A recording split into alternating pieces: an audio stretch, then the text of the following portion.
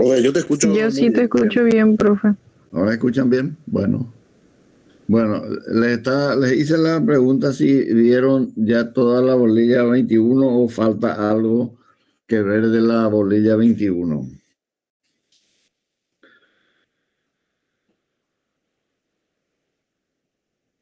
Yo no estuve en la clase pasada, No doctor. tuviste. Perdón. Bueno, ¿y Profe, alguien que tuvo? sí, profe. En la bolilla 21 nosotros nos quedamos hasta lo que sería interdictos. Y Ah, después ya, hasta ahí. Y después ya nos faltaría lo que sería adquisición y pérdida de la posesión y demás. ya. Doctor, Bueno, yo le podría hacer una consulta antes de empezar la sí, clase. ¿cómo no? Lo que pasa es que tengo una cuestión personal, no sé si puedo hablar contigo en otro momento, en qué canal, si me puedo acercar a la universidad o de qué manera, por un Ah, tema personal que no tiene nada que ver con la clase. Eso ya, sería sobre el tema del segundo parcial. ya. Y no sé si hay algún canal donde pueda hablar contigo. Y llamame por teléfono eh, al terminar esta clase o mañana de mañana, si querés. Perfecto, doctor. Ah, Perfecto, doctor. Así lo bueno, haré. ya está. Bueno, la unidad 21 habla sobre la posesión. Vamos a ir un poquitito atrás para poder entender bien este tema.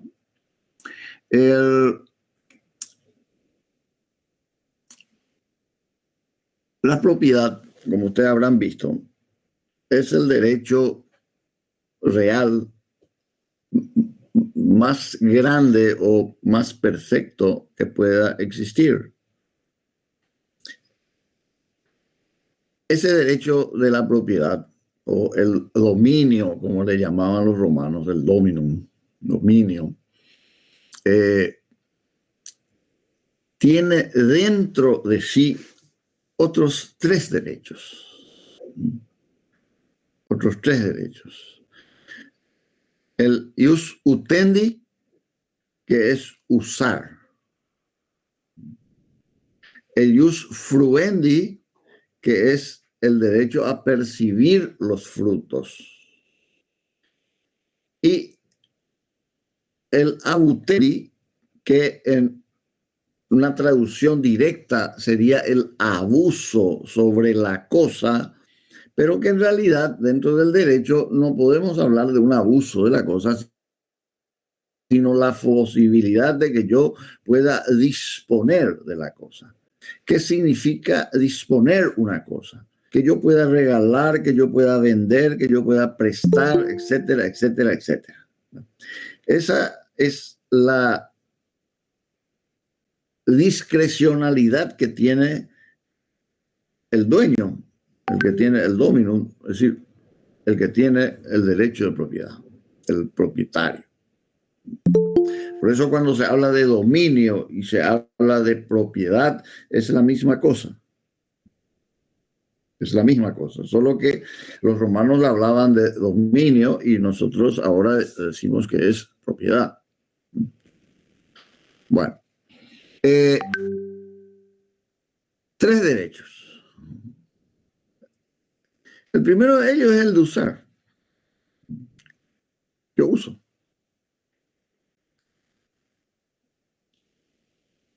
Sí, yo uso cualquier cosa. Puedo usar un bolígrafo, que es mío. Puedo usar esta computadora, que lo estoy teniendo. Uso ropa. Es decir, yo hago uso, pero no toda mi propiedad yo la uso en un momento. Por ejemplo, en este momento yo no estoy usando mi vehículo, por ejemplo. No uso. Eso no significa de que yo no sea propietario. La propiedad tiene en sí tres derechos. Que yo ejerza o no ejerza el derecho es un problema mío. Es decir, yo puedo ejercer o no ejercer un derecho pero eso no implica que yo ya no lo tenga. Y ahí viene el tema de la posesión. El tema de la posesión, que es el programa de la Olilla 21, nos habla de una relación de una persona con una cosa, pero que no representa muchas veces la propiedad, pero forma parte de ella. Es uno de los derechos, el uso. El uso. Por eso, ahí hay varias situaciones que se pueden dar con el uso. Puede ser de que yo le entregue el uso a otra persona, y eso ocurre, por ejemplo, cuando yo estoy alquilando una propiedad, cuando yo le presté a alguien, cuando yo contraté una persona que venga y me cuide la propiedad. Yo dejo de usar esa cosa. Lo usa otro por mí. Ese uso que está haciendo allí es una forma de posesión. Pero hay otras formas. Yo no le doy a alguien en alquiler. Yo no le presto a nadie. Yo no le doy a alguien que me cuide. Sin embargo, viene una persona y entra dentro de mi propiedad. Estamos hablando de inmuebles, que es lo más fácil de entender, pero eso puede ser traspasado a muebles también. El problema de los muebles es que en materia de muebles, la posesión, el hecho de que yo tenga algo en mi poder, implica título, implica propiedad. Bueno, por eso cuando hablamos de posesión simplemente puede ser una posesión que hoy nuestro Código Civil dice es una posesión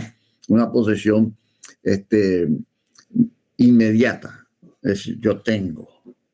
Pero puede ser que yo le dé a otro y yo me quedo con una posesión que se llama mediata. Y el que está en la cosa va a ser el poseedor inmediato. Los romanos no entendieron tanto así el tema de posesión. Y ellos hablaron de que cuando yo tenía una cosa en mi poder, yo tengo una cosa en mi poder, y tengo la voluntad, ánimos, decían ellos, de que esa cosa sea mía, era una perfecta posesión. No era una posesión derivada, ni una posesión inmediata, pero que otro tenía la posesión inmediata. Yo me consideraba dueño. Yo me conducía como dueño. Entonces, a esas personas que se conducían así, se decía de que esas eran personas que tenían la posesión. Posesión.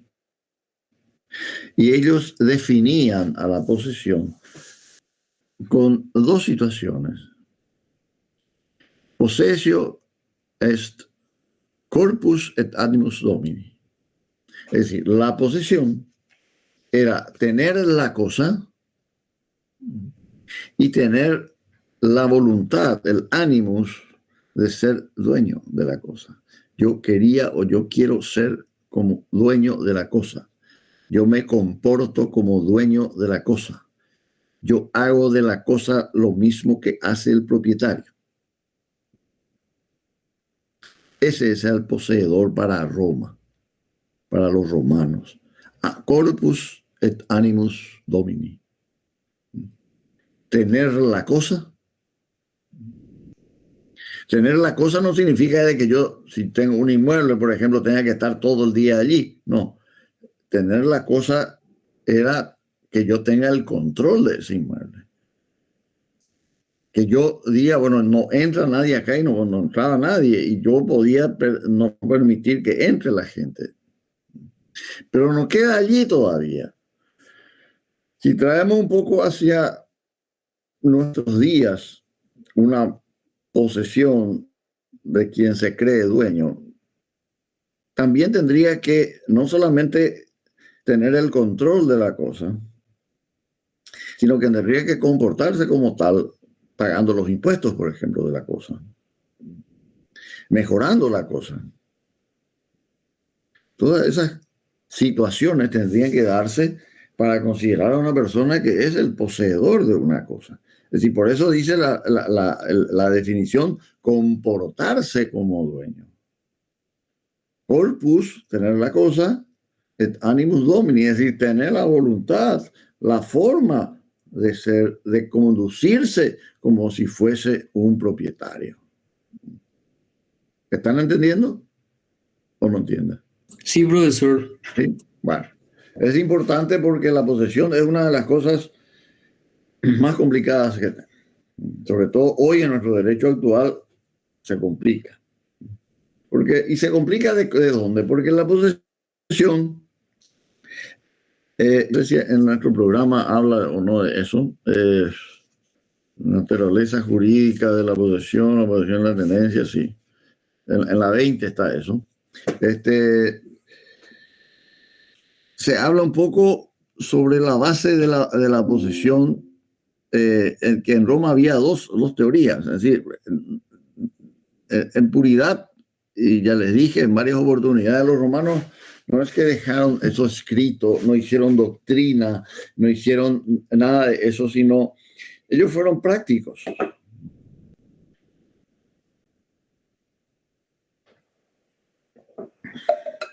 Lo que nosotros hoy conocemos del derecho romano, lo conocemos doctrinariamente, por lo que los estudiosos del derecho, estudiando las sentencias de los jueces romanos, daban un poco a traslucir de cuál era la posición jurídica que ellos tenían, qué es lo que ellos consideraban. Por eso había dos teorías que se suelen estudiar en este sentido de la posesión, que son teorías que vienen de unos estudiosos que vivieron en el siglo XIX, que eran Savigny y era Hieri. Para Savigny, el Savigny es la persona, el doctrinario que dice que para que exista posesión, yo debo demostrar que no solamente yo tengo la cosa como tengo este programa en mi mano, sino que además debo demostrar que yo tengo intención de que esto sea mío. Es decir, él tiene que demostrar el corpus y el animus domini. Eso es lo que decía Savigny, y que es lo que se llama la teoría subjetiva, porque yo, sujeto, es el que tengo que demostrar la existencia de esos dos condicionamientos para considerarte que lo que yo tengo sobre una cosa es una posesión. Tal vez no sea una propiedad, puede ser que sea una propiedad, pero puede ser que no sea, que sea una simple posesión. Hering, por su parte, él es el que lidera una teoría que no es subjetiva como la de Savigny, sino es la objetiva. Y él dice, si yo tengo una cosa en mi poder, ya se debe presumir de que es una posesión. Se debe presumir, porque es imposible probar la intención de las personas. Lo que queda dentro de la persona no podés probar. Lo que te dicen es una cosa, pero lo que piensan es otra. Y eso es lo que dice Geri. Lo que yo veo, lo que yo estoy palpando, que una persona tiene un programa, yo ya tengo que decir, ese es el dueño del programa. Ese tiene la posesión del programa. Si alguien dice no, porque no tiene animus domini, ese es el que tiene que probar. Ese es el que tiene que probar. Por eso este tema es, hoy en nuestro derecho, hasta hoy, es un tema de que las personas no se ponen de acuerdo. Y no solamente no se ponen de acuerdo, sino que no hay demasiado coherencia, no hay demasiado conocimientos sobre estas teorías. Porque el código de Vélez-Sarsfield se había alistado, había tomado la teoría de Savigny como base para el código, que era nuestro anterior Código Civil. Sin embargo, nuestro actual Código Civil varió la situación y nuestro Código Civil sigue la teoría de Geri. Entonces,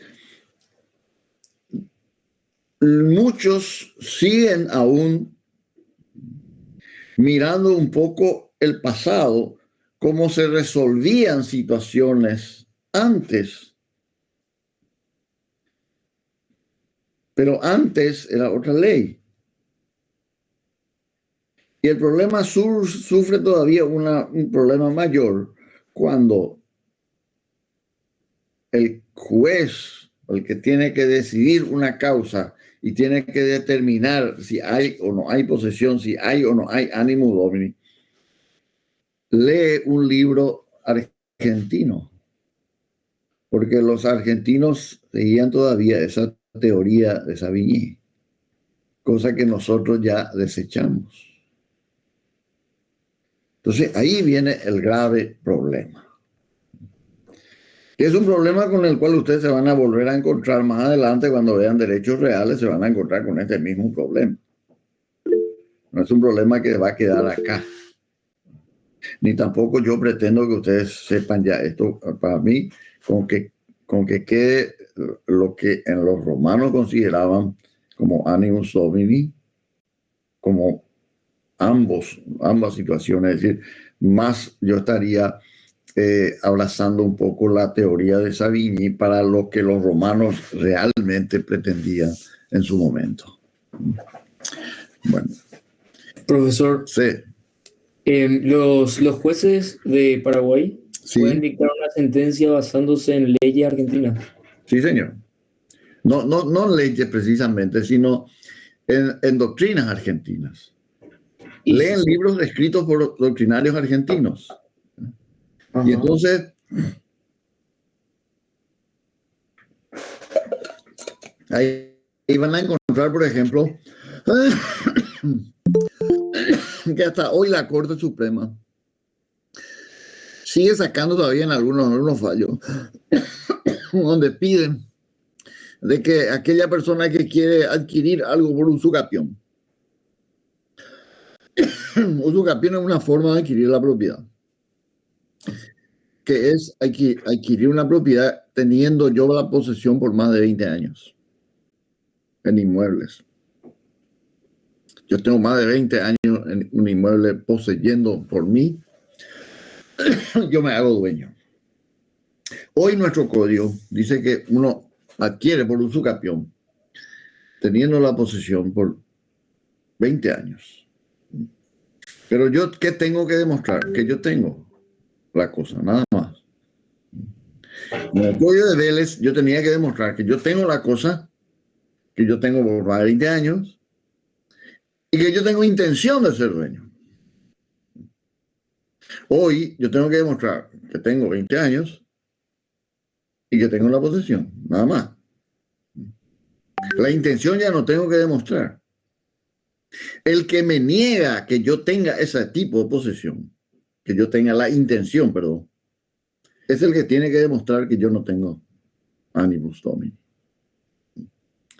Se cambia la parte probatoria. Y hasta hoy la Corte todavía sigue en algunos fallos diciendo no probó el animus domini. Simplemente esto es, les voy a decir, es un tema de desconocimiento del derecho. Desconocimiento de cuál es el alcance de nuestra ley. Y eso viene mucho, justamente como les digo, por haber leído, haberse inspirado en libros argentinos que tienen una legislación diferente. Antes era igual, pero hoy es diferente. Entonces, esa diferencia es la que no existe. Y empiezan a haber fallos que son fallos que de repente dicen una cosa y después dicen otra. Y eso no da lo que, lo que toda justicia desearía, que es una... No es credibilidad, sino es una seguridad jurídica. Yo sé que eso va a salir así porque están dadas estas condiciones. Y sin embargo, si va a salir o no, no sé. Va a depender de quién me toque como juzgador. Ese es el inconveniente hoy. Pero eso es un problema que ustedes lo van a resolver más adelante seguramente, porque, como le digo, hoy quedamos nomás con la parte de los romanos, no nos metamos todavía en situaciones, ya van a tener tiempo de meterse en grandes líos, ¿verdad? Y eso lo van a ver posiblemente mejor en la parte de los derechos reales cuando vean, pero no sé en qué semestre estarán. No creo que dentro de 2 años más o menos van a tener reales, y ahí van a ver. Bueno,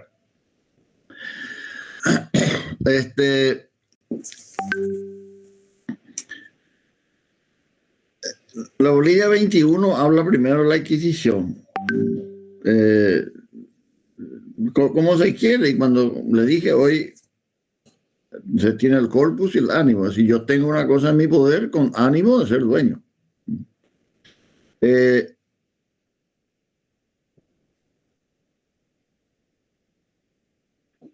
Esa forma de adquirir la posesión, digamos, es una situación que genera problemas muchas veces en Roma, o creó problemas en Roma, porque ya le había dicho en una oportunidad que en Roma no se había reconocido, no se aceptaba la forma de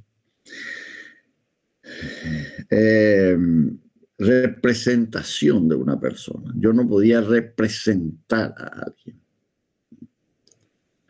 No había ese poder como hoy nosotros tenemos, que representamos a alguien. No había.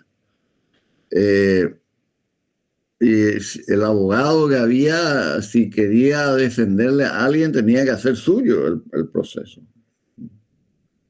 O sea, él entraba como litigante en su propia persona.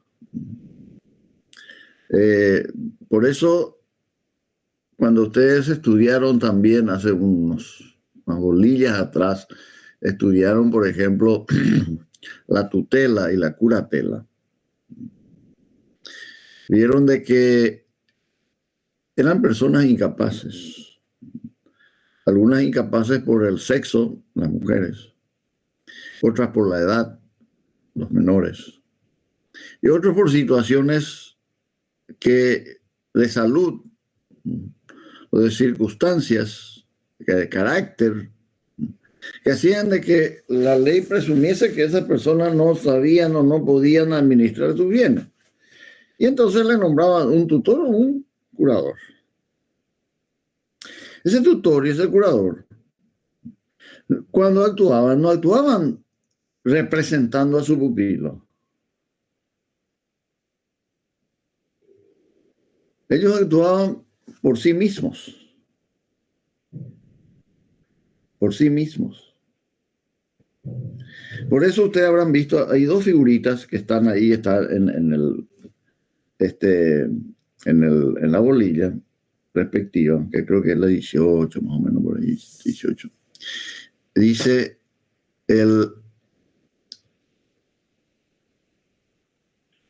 no le veía bien, ya es 16. Dice la negocio gestio. La negocio gestio es una forma de crear una obligación que ustedes lo van a estudiar el año que viene en Derecho Romano 2, van a estudiar la negocio gestio. Traducido, negocio gestio significa la gestión de un negocio ajeno. Pero no es un mandato. El mandato, yo también ejerzo una gestión en nombre y representación del otro. Cuando yo actúo en la negocio gestio, yo actúo por mí mismo como para tratar de beneficiar a otro, pero ese actuar mío requiere de que esa persona a favor de quien yo actúe acepte lo que yo hice. Por eso se dice una gestión de negocio.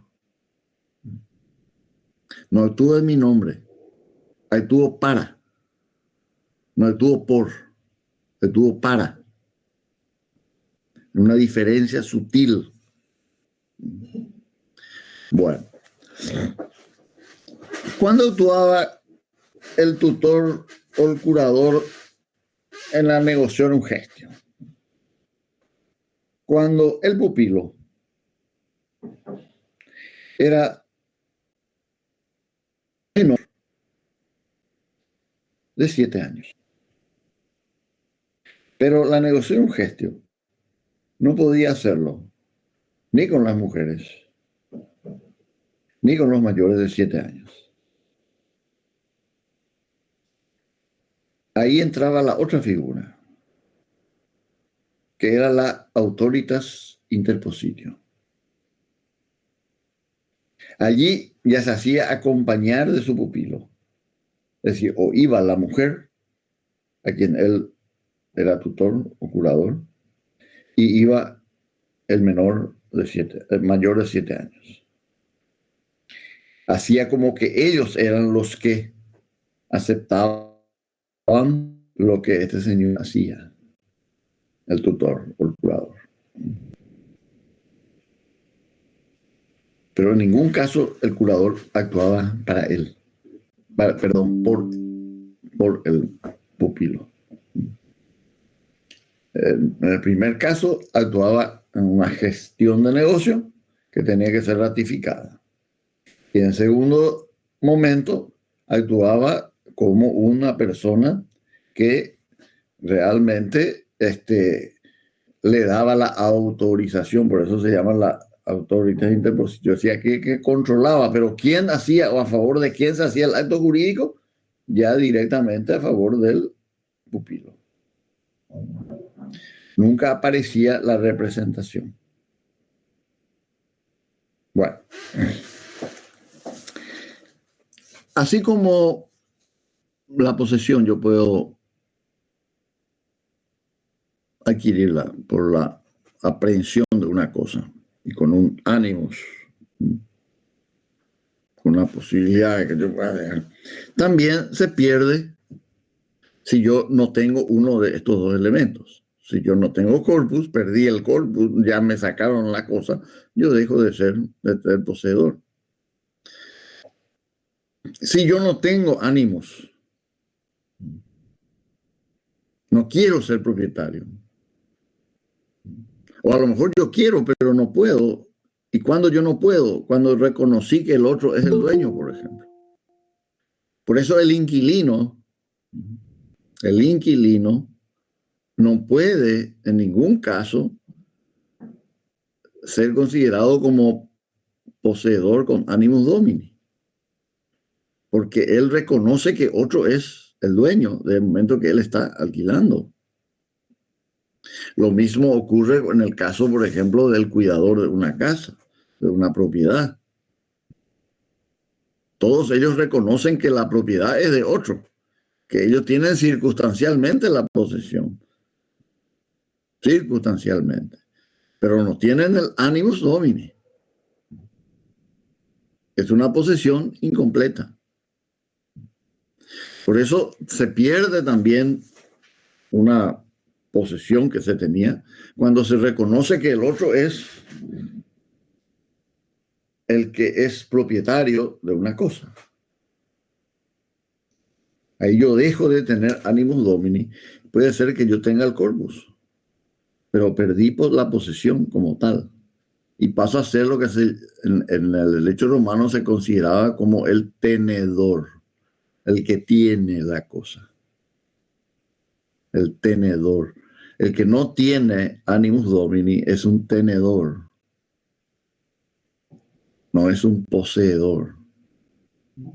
Profesor, Sí, pero tiene que tener corpus para ser tenedor. claro. Yo tengo el corpus, pero no tengo animus domini, no soy poseedor. Soy simplemente un tenedor. Esa es una diferencia que había. Es una diferencia que van a ver mejor el año que viene, seguramente, si por ahí, si llegan a desarrollar todo, ¿verdad? Porque es muy extenso el programa de Romano 2. Y en la última parte, que es la parte de procedimiento, por ejemplo, hay veces que ya no se llega. No se llega porque no hay tiempo disponible, ¿verdad? Está tan comprimido eso que no.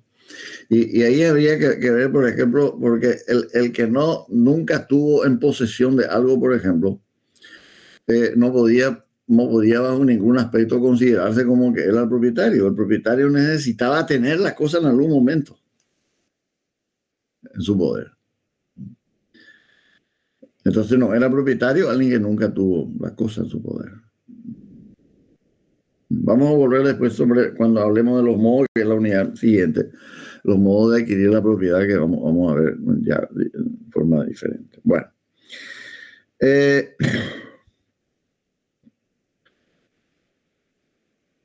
También se pierde la posesión cuando el poseedor muere, obviamente, ¿verdad?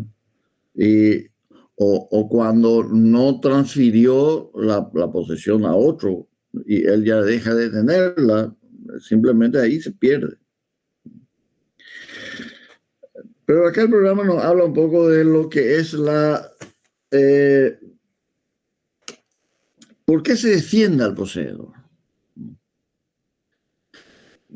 Hay que considerar que la posesión no es un derecho. No es un derecho, es un hecho. Es un simple hecho. Entonces, ¿por qué se defiende al poseedor? Y acá aparece la figura, tengo calor, yo voy a sacar el saco. Aparece la figura de unas defensas posesorias, que son los interdictos. Los interdictos son muy importantes. Y vamos a ver después que nosotros en nuestra historia tenemos casos de interdictos.